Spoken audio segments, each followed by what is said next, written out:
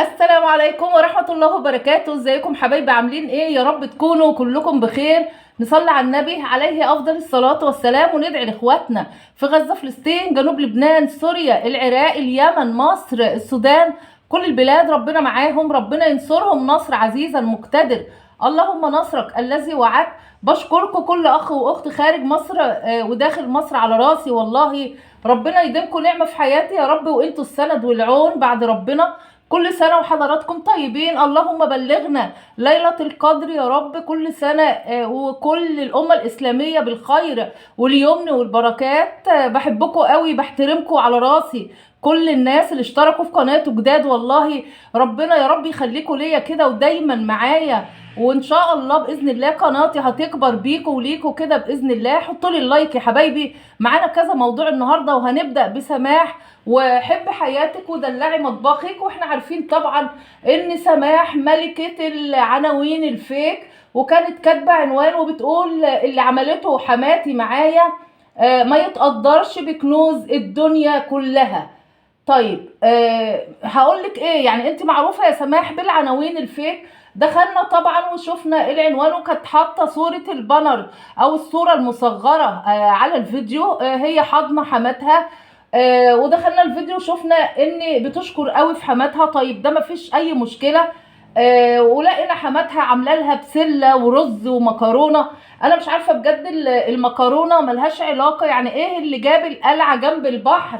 المكرونه بتتعمل ازاي جنب الرز والبسله؟ دي حاجه طبعا، دي الاكل اذواق يا جماعه. ولقيناها عامله بط وسلطه ومخلل والحاجات دي كلها. الف هنا وشفا على قلوبكم. طيب انت كاتبه عنوان زي ده، اوكي، حاضنه حماتك حلوه قوي، ربنا يا رب يخليها لك ودايما مع بعضيكوا كده. قلنا لك كتير قوي طالما انت بتحب حماتك كده ومبينه الموضوع ده للمتابعين يا سماح، المفروض على الاقل توضبي لها الشقه بتاعتها. قلنا لك كتير قوي الموكيت او الحتت الموكيت المقطعه اللي مفروشه في الارض، يعني واحده غيرك تجيبي لها فرش جديد. الستاير اللي قلنا لك 100 مره دي مش ستاير يا جماعه، يعني الشكل يكسف بصراحه.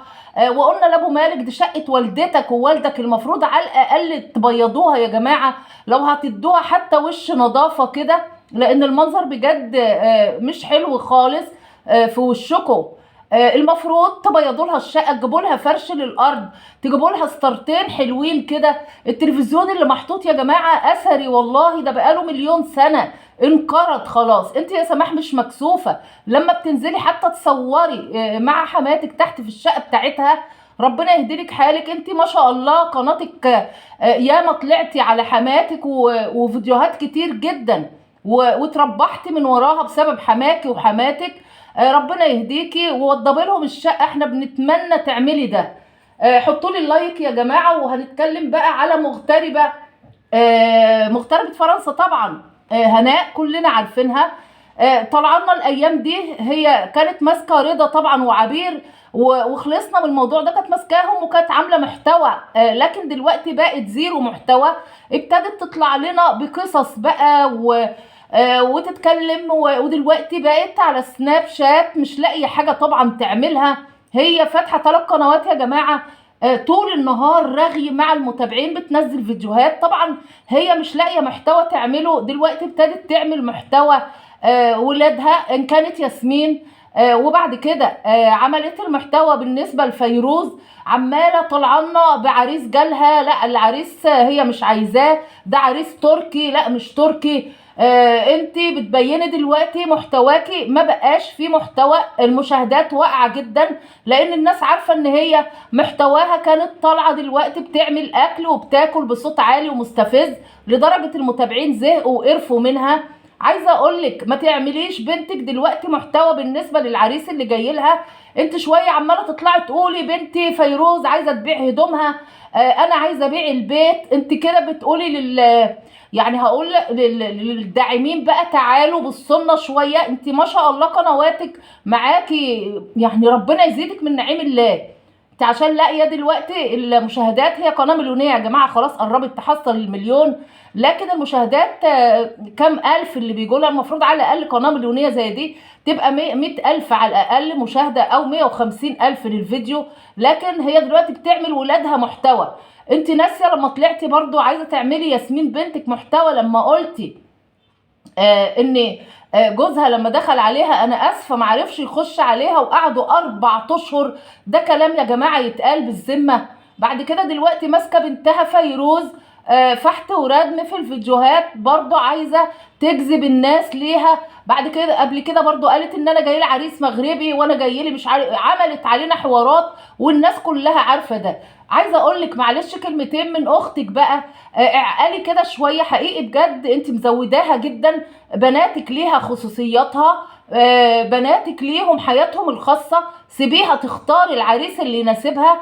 عماله تقولي لا انا هعمل فرح، لا مش هعمل فرح، بنت فيروز عايزه تعمل، لا ما تعمل. يا ستي سيبي بناتك في حالهم. انت المفروض كنت ربيتيهم على ان هم مصريين، مش اتربوا في فرنسا وعاشوا بقى الحياه والرفاهيات بتاعت فرنسا. احنا غلبنا معاكي كلام والله العظيم. هناء انت دماغك صراحة مش مظبوطة، وكمان دلوقتي طلعنا على سناب شات وعمالة ترغي رغي رهيب. انت بتقولي انا بحب الرغي، طب احنا ذنبنا ايه؟ اعملي محتوى لنفسك، خلاص بقى انت خلصتي من عبير ورضا وخلصتي من كل ده، هتبتدي دلوقتي عايزة تمسكي بناتك محتوى ليكي. يا شيخة سيبيهم بقى بحالهم، سيبيهم ليهم خصوصياتهم، ما تفرضيش رأيك عليهم.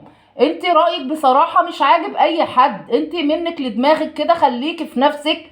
ربنا يهدي لك ولادك والله ويهديكي ليهم، اهم حاجة. حطوا لنا اللايك يا جماعة. وهنتكلم على الست أمونة ام ضني. طبعا احنا عارفين ان هي طلعت قبل كده وقالت ان محدش يقول لام ضني، قولوا لي امونه. طبعا قالت لبكابوزه وكده. شفناها الفيديو جميل جدا، لكن نظراتك لسه حزينه يا امونه. انا مش هقولك فعلا ام ضني، بس ربنا يهديهولك في الاول وفي الاخر. شفناكي طالعه وواخده ست بطه اللي هي بكابوزه وبتعزميها على الفطار، ورحتي عند زكي السماك، انت بتشكري فيه جدا جدا. وشفنا فعلا منظر الاكل كان يجنن. اهم حاجه في الموضوع ده انك انت تبقي مبسوطه. شيلي بقى اي مواضيع تزعلك، وشيلي الناس اللي غدروا بيكي واهلك اللي طعنوكي في ظهرك. بصراحه ان كانت ام اميره ولا ام اوسه ولا ام راشد اختك ولا هنعد مين ولا مين ولا مين. بنتمنى من ربنا، حتى المتابعين خايفين جدا لبطه اللي هي بكابوزه تغدر بيكي، لكن لا احنا شايفينها يا جماعه الست بكابوزه لا هي باين عليها الاصل الطيب صراحه. حتى بأمارة ان كل شويه تقعد تقول لها خيرك علينا يا ام ضني، خيرك علينا، ان هي فعلا ام ضني عزمتها على الفطار ودفعت 1060، وكرروا الموضوع ده تمن الاكله طبعا 1060. طبعا تحت رجليك يا ام ضني والله العظيم اي فلوس. احنا عارفين ان انت فاتحه القناه مش عشان حاجه، انت فاتحاها عشان تقعدي مع الناس وتتونسي بمتابعينك. شايفين الحاج ناجي بجد، او عم ناجي الراجل الجميل عامل لك شغل حلو جدا على القناه بتاعتك. بجد القناه بقت جميله قوي قوي، وانت منوراها يا امونه. اسمحي لي اقول لك امونه، يعني اتركي بقى، اتركي وما تحاوليش تتفرجي على الفيديوهات اللي ابنك فيها. معلش في الاول وفي الاخر هنقول ده ابنك برضو، اللي هو ضني العاق اللي فعلا هنفضل نقول لك انت عاق. شايفينك على كل الموائد عند حماتك، ومعرفش عند هدى وهنا وهنا وهنا. لكن قلنا لك قبل كده ربنا يهديك، ربنا يهديك لامك، امك جنتك ونارك، فربنا يهديك يا ضني. والله ما عايزه اجيب في سيرتك تاني، الله يكون في عونك يا ست امونه. انت ست الكل زي ما عم ناجي بيقول لك، ربنا يخليهولك يا رب. بنتمنى يا حاج ناجي تنزل بقى مصر وتعيش بقى مع الست الجميله دي اللي كلها والله الست دي كلها ادب واحترام، وفعلا يتقال عليها بنت بلد وب100 راجل قعدت على القهوه طبعا، والمتابعين قالوا لها ازاي تقعدي على القهوه ودي قهوه رجاله؟ قالت لهم يا جماعه انا اتربيت راجل في وسط رجاله. وفعلا ساعات الست يا جماعه بتبقى ب100 راجل تقعد في اي قعده رجاله، وما شاء الله بتطلع هقول ايه راجل زيهم بالظبط. بنتمنى لك الخير كله والسعاده. اتركي عشان صحتك يا ام ضني. اسمحي لي ان انا بقول لك ام ضني بس عشان ما افضلش اقول لك امونه امونه. اتركي بقى وارمي من ورا ظهرك وعيشي يومك وعيشي حياتك. محدش هينفعك لو جرالك حاجه. مش هطول على حضراتكم. كل سنه وانتم طيبين. لو عجبكم الفيديو ما تنسونيش باللايك والاشتراك وتفعلوا زر الجرس عشان يوصل لحضراتكم مني كل جديد. والسلام عليكم ورحمة الله وبركاته. باي باي.